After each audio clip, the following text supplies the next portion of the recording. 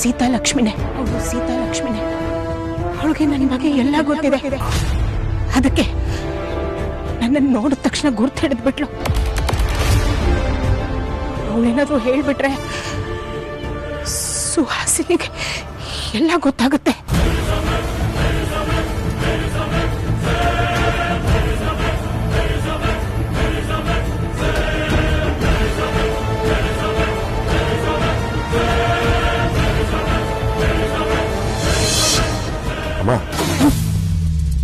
ನೀವು ಇಲ್ಲಿ ನಿಂತಿದ್ದೀರಾ? ಅವರು ಇಷ್ಟು ವರ್ಷಗಳಲ್ಲಿ ರಿಯಾಕ್ಟ್ ಮಾಡಿದ್ದೆ ನಾನು ನೋಡಿಲ್ಲ. ಫಸ್ಟ್ ಟೈಮ್ ರಿಯಾಕ್ಟ್ ಮಾಡಿದ್ದಾರೆ. ಅದು ಬಹುಶಃ ನಿಮ್ಮಿಂದಾನೆ ಅನ್ಸುತ್ತೆ. It's a good sign. ಆದಷ್ಟು ಬೇಗ ರಿಕವರ್ ಆಗ್ತಾರೆ ಅನ್ಸುತ್ತೆ. ಎಲ್ರಿಗೂ ಒಳ್ಳೇದಾಗ್ಬೇಕಪ್ಪ.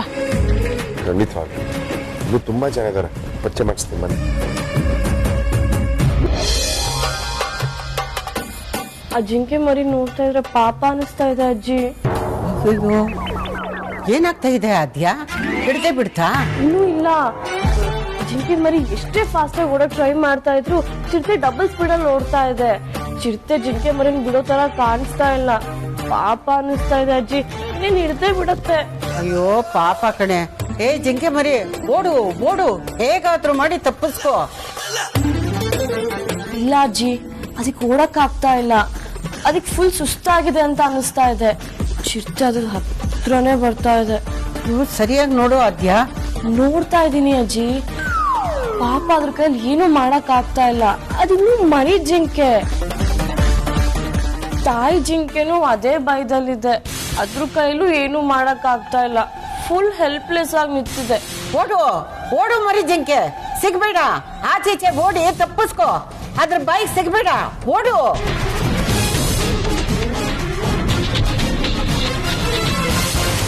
ಅಯ್ಯೋ ಅಜ್ಜಿ, ಹಿಡ್ದೇ ಬಿಡ್ತು. ಜಿಂಕೆ ಕತೆ ಮುಗೀತು. ತಪ್ಪಿಸ್ಕೊಳಕ್ಕೆ ಆಗ್ಲಿಲ್ಲ. ಚಿರತೆ ಬಂದು ಸೀದಾ ಕತ್ತಿಗೆ ಭಯ ಹಾಕ್ಬಿಡ್ತು. ಸಾಯಿಸೇ ಬಿಡ್ತಾ? ಹ್ಞೂ ಅಜ್ಜಿ, ಸಾಯಿಸೇ ಬಿಡ್ತು. ಜಿಂಕೆ ಎಷ್ಟೇ ಟ್ರೈ ಮಾಡಿದ್ರು ಚಿರತೆನ ತಪ್ಪಿಸ್ಕೊಳಕ್ ಆಗ್ಲೇ ಇಲ್ಲ. ಚಿರತೆ ಡಬಲ್ ಸ್ಪೀಡಲ್ಲಿ ಹೋಗಿ ಎಗ್ರಿ ಹಿಡಿದ್ಬಿಡ್ತು.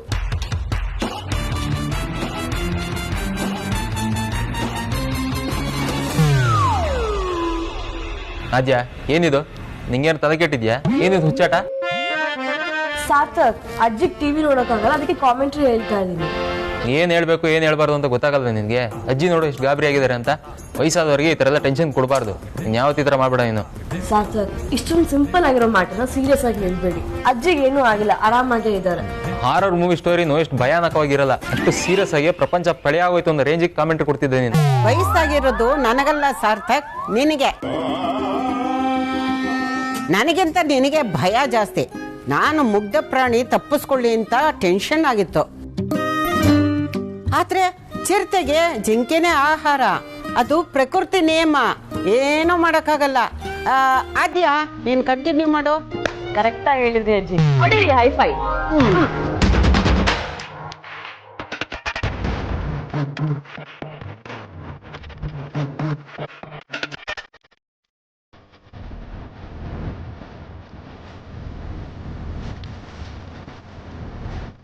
ಇದು ಹೆದರೋ ಅಜ್ಜಿ ಅಲ್ಲ, ಸುಮ್ಮನೆ ನಾನೇ ಎಮೋಷನಲ್ ಆಗ್ಬಿಟ್ಟೆ. ಪಾಪ ಅಜ್ಜಿ, ಪೂರ್ತಿ ತಿಂದಾಕ್ಬಿಟ್ಟಿದೆ. ತಾಯಿ ಜಿಂಕೆ ವಿಲವಿಲ ಅಂತ ಒದ್ದಾಡ್ತಿದೆ. ಇಬ್ರು ದೊಡ್ಡ ಕೇಡಿಗಳು, ನಾನೇ ಬಕ್ರ ಆಗ್ಬಿಟ್ಟೆ. ಇವ್ರ ಸವಾಸ ಅಲ್ಲ. ಅಜ್ಜಿ, ಸಾರ್ಥಕ್ ಹೆದರ್ಕೊಂಡ್ರು ಅಂತ ಅನ್ಸತ್ತೆ. ನಿನ್ನ ಮದ್ವೆ ಆಗಿ ಎಷ್ಟು ವರ್ಷ ಆಯ್ತು, ಇನ್ನೂ ಹೆದರಿಕೆನಾ? ಅಜ್ಜಿ, ಮುಂದೆ ಏನಾಯ್ತು ಹೇಳೆ.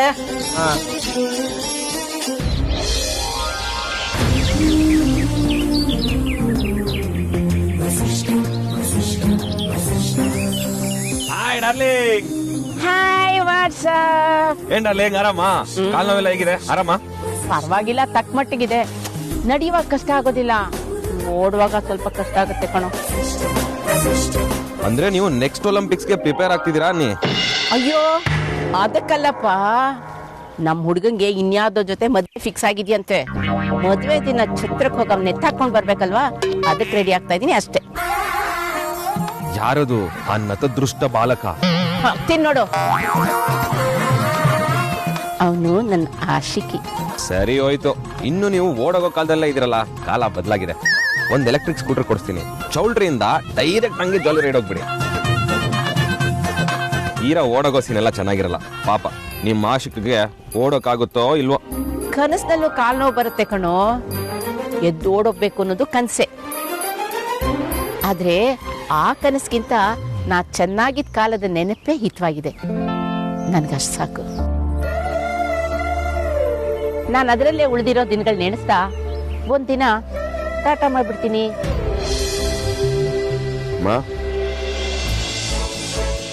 ಹೇಗಿದ್ದಾರೆ? ಮದುವೆ ರೆಡಿ ಅಂತ ಹೇಗೆ ಹೇಳ್ತಿಯಲ್ಲ ಅಗ್ರಜ, ಇಷ್ಟೊತ್ತು ರಾಶಿಕ್ ಬಗ್ಗೆನೇ ಮಾತಾಡ್ತಾ ಇದ್ರು.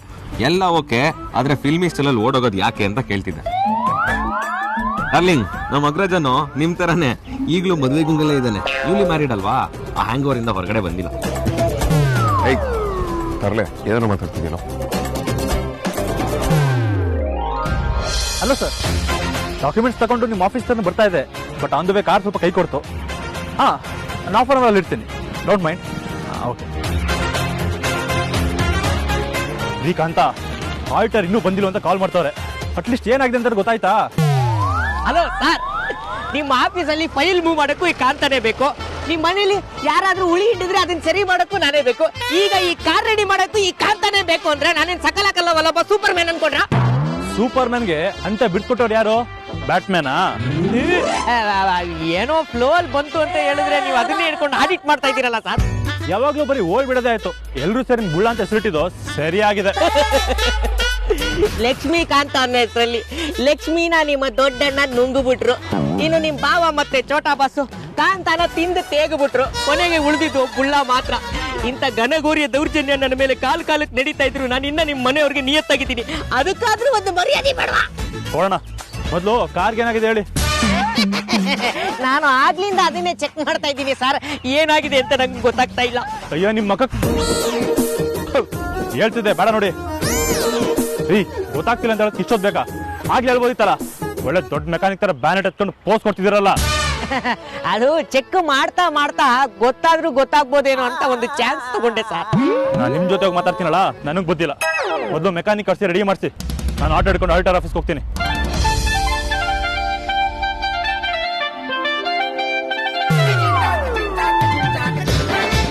ಇಡೀ ವಂಶ ನನ್ನನ್ನು ರೋಡ್ ಮಧ್ಯೆ ಬಿಟ್ಟೋಗೋದ್ರಲ್ಲೇ ನಮ್ಮ ಜೀವನ ಕಳೆದ್ಬಿಡ್ತು.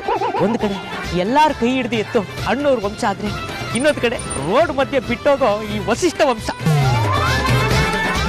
ಏನ್ರಿ ಬೈಕತ್ತಿದ್ದೀರಾ? ಅದು ಮೆಕ್ಯಾನಿಕ್ ನಂಬರ್ ಹುಡುಕ್ತಾ ಇದ್ದೆ. ನಿಮ್ಮ ಕೆಲಸ ನೀವು ಮುಂದುವರಿಸಿ, ನನ್ನ ಕೆಲಸ ನಾನು ಮುಂದುವರಿಸ್ತೀನಿ.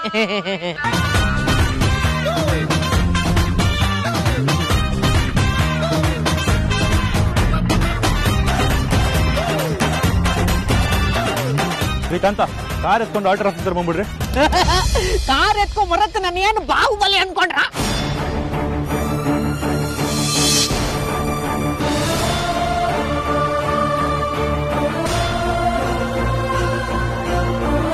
ರಿಪೇರಿ ಮಾಡಿಸಿ ತಗೊಬನ್ರಿ. ಕಾರಷ್ಟು ನಡೀರಿ.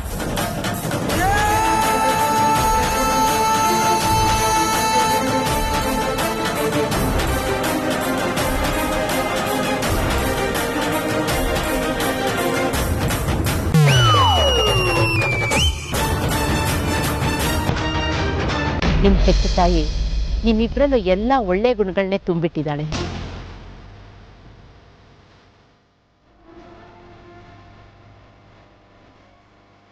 ನಿಮ್ಮಮ್ಮ ನಿಮ್ಮನ್ನು ಬೆಳೆಸಿದ ರೀತಿ ಅದ್ಭುತವಾಗಿದೆ ಕಣಪ್ಪ. ಅದಕ್ಕೆ ನೀವಿಬ್ರು ಇಷ್ಟ ಅನ್ಯೋನ್ಯವಾಗಿರೋದು.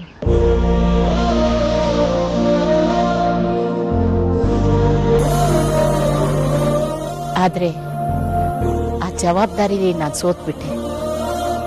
ಹೆತ್ತ ಮಕ್ಕಳೇ ಜಗಳ ಆಡ್ಕೊಂಡ್ಬಿಟ್ರು.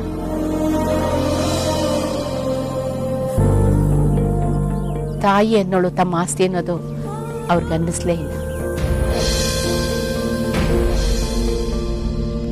ನನ್ನ ಹೆಸರಲ್ಲಿರೋದನ್ನೆಲ್ಲ ಬರ್ಸ್ಕೊಂಡವ್ರಿಗೆ ನಾನು ಭಾರ ಆಗ್ಬಿಟ್ಟೆ. ಅದಕ್ಕೆ ನನ್ನನ್ನು ಇಲ್ಲಿ ತಂದು ಸೇರಿಸಿದ್ರು.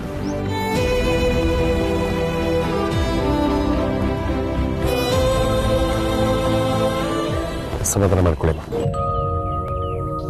ಮತ್ತೆ ನೋಡ್ಬೇಕು ಅನ್ನಿಸ್ತಿದೆಯಾ? ಫೋನ್ ಮಾಡಿ ಬರೋದಕ್ಕೆ ಹೇಳ. ಯಾಕಪ್ಪ ವ್ಯರ್ಥ ಪ್ರಯತ್ನ ಮಾಡ್ತೀಯ? ಅವ್ರಿಗೆ ನಾನು ಬೇಕಾಗಿಲ್ಲ.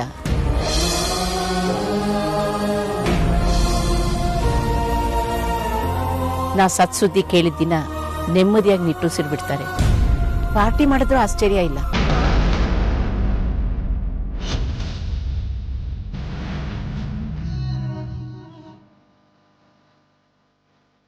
ಅವ್ರ ಬಲವಂತದ ನಾಟಕ ನೋಡೋಕೆ ನನಗೆ ಇಷ್ಟ ಇಲ್ಲಪ್ಪ. ಅವರೆಲ್ಲಿದ್ದಾರೋ ಅಲ್ಲೇ ಚೆನ್ನಾಗಿರ್ಲಿ. ನಾನಿಲ್ಲಿ ನನ್ನ ಹಳೆ ನೆನಪಿನ ಜೊತೆ ಉಸಿರಿರೋವರೆಗೂ ಬದುಕಿರ್ತೀನಿ.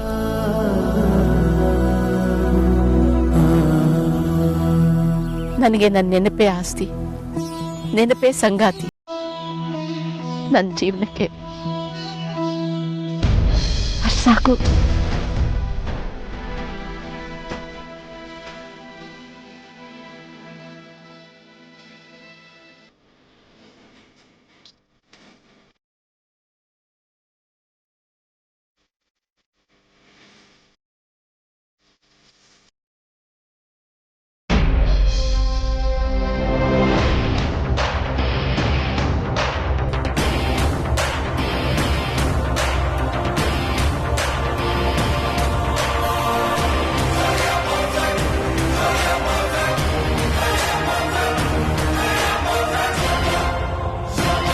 ಸರ್, ಸ್ವಂತ ಆಟೋನ ನಿಮ್ದು? ಹೂ ರಾಜ. ಕ್ಷಮಿಸಿ, ನಮ್ಮ ಆಟೋದಲ್ಲಿ ಕೂತ್ಕೊಳ್ಳೋ ಕಸ್ಟಮರ್ಸ್ನೆಲ್ಲ ನಾನು ರಾಜರು ಅಂತಾನೆ ಪರಿಗಣಿಸೋದು. ಅದಕ್ಕೆ ಅವ್ರನ್ನೆಲ್ಲ ನಾನು ಹಾಗೆ ಕರೆಯೋದು. ಹೌದಾ? ಪರವಾಗಿಲ್ಲ ಸರ್. ನನಗೂ ಆಟೋಗೂ ತುಂಬಾ ನಂಟಿದೆ. ಆ್ಯಕ್ಚುಲಿ ನಾನು ಸ್ವಲ್ಪ ದಿನದಿಂದ ಆಟೋನೇ ಓಡಿಸ್ತಾ ಇದ್ದೆ. ಹೌದಾ ಸರ್? ನನ್ನ ಪಾಲ್ಗೆ ಜೀವನಕ್ಕೆ ಆಟೋನೇ ಒಂದು ದಿಕ್ಕಾಗಿತ್ತು. ಆಟೋ ಓಡಿಸೋ ಟೈಮ್ ತುಂಬ ಚೆನ್ನಾಗಿತ್ತು. Okay sir.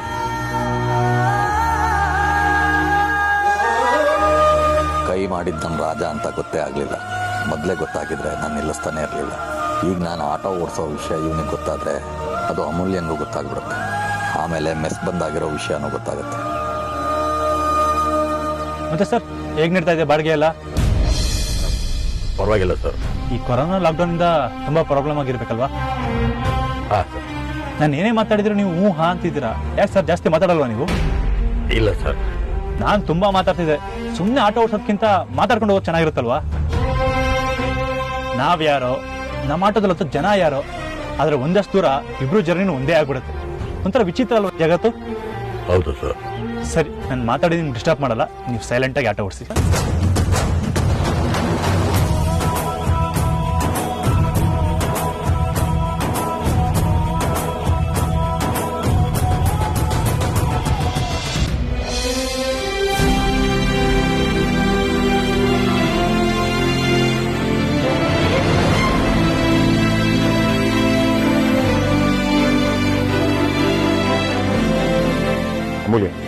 ಯಾಕೆ ನಗ್ತಿದೆ? ಈ ಲೈಫ್ ಅನ್ನೋ 1.5 ಅಕ್ಷರದಲ್ಲಿ ಎಷ್ಟೆಲ್ಲ ಜಾದು ಇದೆ ಅಲ್ವಾ ವೇದಾಂತ್? ಏನು ಫಿಲಾಸಫಿ ಹೇಳೋ ಮೂಡಲಿದ್ಯಾ? ಈ ಲೈಫೇ ದೊಡ್ಡ ಫಿಲಾಸಫಿ. ನೀನ್ ಹೀಗೆ ಒಕ್ಟೊಕ್ಟ ಮಾತಾಡಿದ್ರೆ ಏನು ಅರ್ಥ ಆಗಲ್ಲ. ಲೈಫ್ ಕೂಡ ಒಂದು ಒಗಟ್ಟಿದ್ದಂಗೆ, ಬಿಡ್ಸೋ ದೇವ್ರಣೆ ಕಷ್ಟ. ಅದಕ್ಕೆ ನಗು ಬಂತು. ನಗು ಬರುವಂತದ್ದೇನಿದೆ? ಹಾಗೆಲ್ಲ ವೇದಾಂತ್, ಇದಕ್ಕೂ ಮುಂಚೆ ನಾವು ಅನಾಥ ಮಕ್ಕಳನ್ನ ಮೀಟ್ ಮಾಡ್ಕೊಂಡು ಬಂದ್ವಿ. ಅಲ್ಲಿರೋ ಅಷ್ಟು ಮಕ್ಕಳಿಗೂ ತಮ್ಮ ಪಾಸ್ಟ್ ಬಗ್ಗೆ ಏನು ಗೊತ್ತಿಲ್ಲ. ಅವರೆಲ್ಲರೂ ಬರೀ ಫ್ಯೂಚರ್ ಬಗ್ಗೆ ಅಷ್ಟೇ ಯೋಚನೆ ಮಾಡ್ತಿದ್ದಾರೆ. ನಾಳೆ ಹೇಗಿರ್ಬೋದು, ನಾಡಿದ್ದೇನಾಗ್ಬೋದು ಅಂತ ಕ್ಯೂರಿಯಾಸಿಟಿಯಿಂದ ವೇಟ್ ಮಾಡ್ತಿದ್ದಾರೆ. ಅಫ್ಕೋರ್ಸ್ ಅಮೂಲ್ಯ, ಅವ್ರಿಗೆ ನೆನ್ನೆಗಿಂತ ನಾಳೆ ಬಗ್ಗೆನೇ ಯೋಚನೆ ಜಾಸ್ತಿ ಇರುತ್ತೆ. ಮಕ್ಕಳಿಗೆ ನೆನ್ನೆ ಬಗ್ಗೆ ಯೋಚನೆ ಇಲ್ಲ, ವಯಸ್ಸಾದವ್ರಿಗೆ ನಾಳೆ ಬಗ್ಗೆ ನಂಬಿಕೆ ಇಲ್ಲ.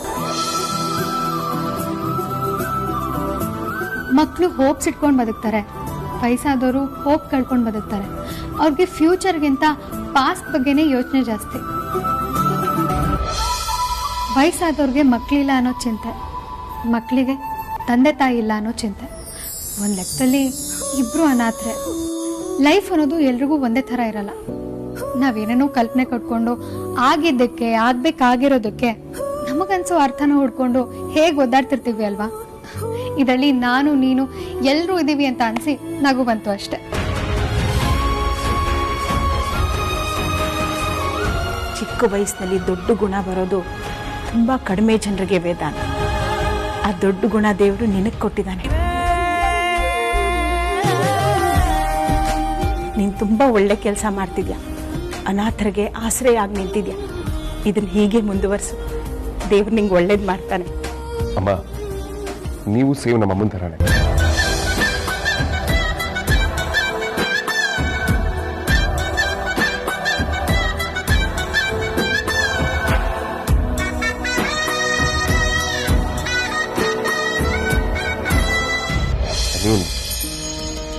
ನೀವು ಯೋಚನೆ ಮಾಡೋ ರೀತಿ, ನಮ್ಮ ಅಮ್ಮ ಯೋಚನೆ ಮಾಡೋ ರೀತಿ ಆಲ್ಮೋಸ್ಟ್ ಸೇಮ್ ಟು ಸೇಮ್. ನಾನು ತುಂಬ ಚಿಕ್ಕವನಿದ್ದಾಗ ನಮ್ಮಮ್ಮ ಯಾವಾಗಲೂ ಹೇಳೋರು, ಯಾವಾಗಲೂ ಒಳ್ಳೆ ಕೆಲಸನ ಮಾಡು, ಬೇರೆಯವ್ರು ಒಳ್ಳೇದನ್ನು ಬಯಸು ಅಂತ. ನೀವು ಹಾಗೆ ಹೇಳ್ತಿದ್ದೀರಾ. ಈ ಮಾತುಗಳನ್ನ ಕೇಳಿ ತುಂಬಾನೇ ಖುಷಿ ಆಯ್ತು. ನನ್ನನ್ನು ನಿನ್ನ ತಾಯಿಗೆ ಹೋಲಿಸಿ ನೀನು ನನ್ನ ಅಮ್ಮನ ಥರ ಅಂತ ಹೇಳಿದ್ಯಲ್ಲಪ್ಪ, ನಿನ್ನ ಮಾತು ಕೇಳಿ ನಂಗೆ ತುಂಬ ಸಂತೋಷ ಆಯಿತು. ಅಣುವಣುವಣು ನೀ ಅಮ್ಮ ಅಮ್ಮ.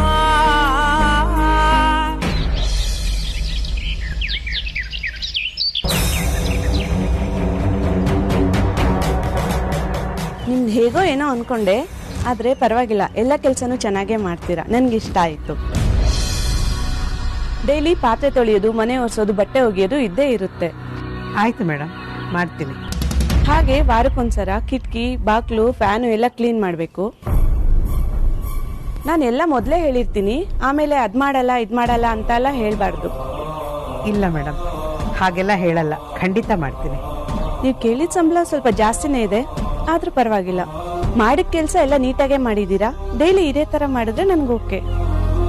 ಕೆಲಸ ಗೊತ್ತಿರೋದೇ ಹೀಗೆ ಮೇಡಮ್, ಎಷ್ಟು ದಿನ ಮಾಡಿದ್ರು ಹೀಗೆ ಮಾಡ್ಕೊಂಡು ಹೋಗ್ತೀನಿ.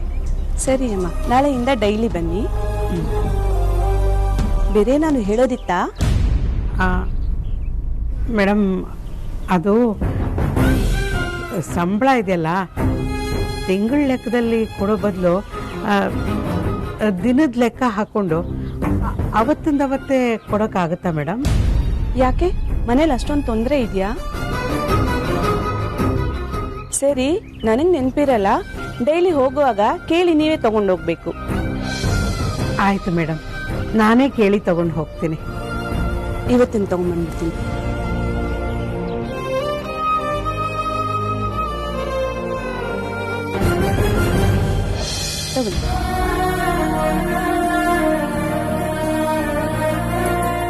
ಆಯ್ತು ಮೇಡಮ್, ನಾನು ಹೋಗ್ಬಿಟ್ಟು ಬರ್ತೀನಿ. ನಾಳೆಯಿಂದ ಬೆಳಿಗ್ಗೆ 8 ಗಂಟೆಗೆಲ್ಲ ಬಂದ್ಬಿಡ್ತೀನಿ.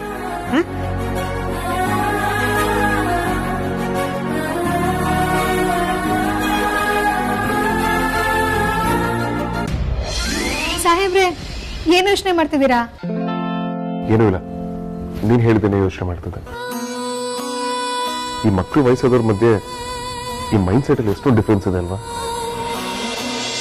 ಅವ್ರು ಯೋಚನೆ ಮಾಡೋ ರೀತಿ ನೆನೆಸ್ಕೊಂಡ್ರೆ ಲೈಫ್ ಎಷ್ಟು ವಿಚಿತ್ರ ಅಂತ ನನಗೂ ಅನಿಸ್ತದೆ. ವಿಚಿತ್ರ ಅಂತ ಏನೂ ಇಲ್ಲಪ್ಪ, ಈ ಜಗತ್ತಿರೋದೇ ಹಾಗೆ. ಭೂಮಿ ಮೇಲೆ ಎಷ್ಟು ಜನ ಇದ್ದಾರೋ ಅಷ್ಟು ಜಗತ್ತಿದೆ.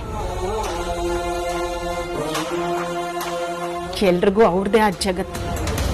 ಒಬ್ಬೊಬ್ರ ಯೋಚನೆ ಒಂದೊಂದು ಥರ. ಕೆಲವ್ರಿಗೆ ಮುಂದಾಗೋದ್ರ ಬಗ್ಗೆ ಕನಸು, ಇನ್ನು ಕೆಲವ್ರಿಗೆ ಹಿಂದಾಗೋಗಿರೋದ್ರ ಬಗ್ಗೆ ನೆನಪು.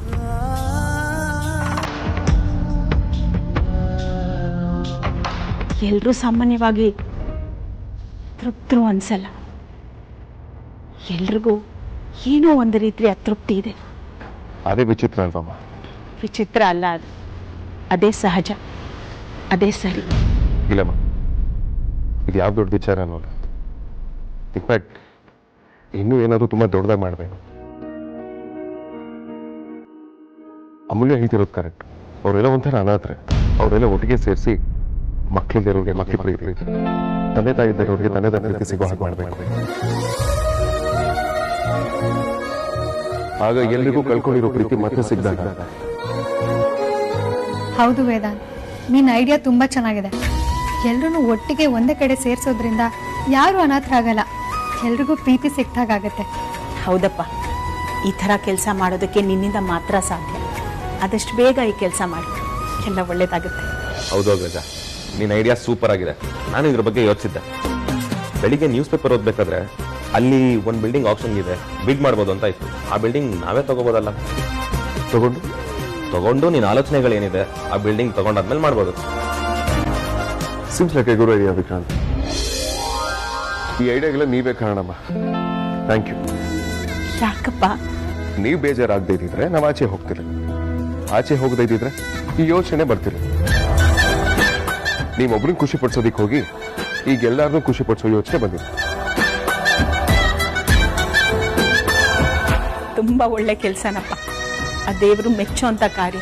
ಅಮ್ಮ, ಈ ಚಿಟ್ಟೆ ಬಗ್ಗೆ ಒಂದು ಮೆತ್ತಿದೆ ಗೊತ್ತಾ? ಅದರ ರೆಕ್ಕೆ ಅದೆಲ್ಲೋ ಒಂದ್ ಕಡೆ ಬೀಸಿದ್ರೆ ಇನ್ನೆಲ್ಲೋ ಮಳೆ ಆಗುತ್ತಂತೆ. ನೀವಿವತ್ತು ನಿಮ್ಮ ಮಕ್ಕಳ ನೆನಪಾಡ್ಕೊಳ್ತಿದ್ರೆ ಆ ಅನಾಥಾಶ್ರಮದಲ್ಲಿರೋ ಅನಾಥ ಮಕ್ಕಳಿಗೆ ತಂದೆ ತಾಯಿ ಸಿಗ್ತಿರ್ಲಿಲ್ಲ.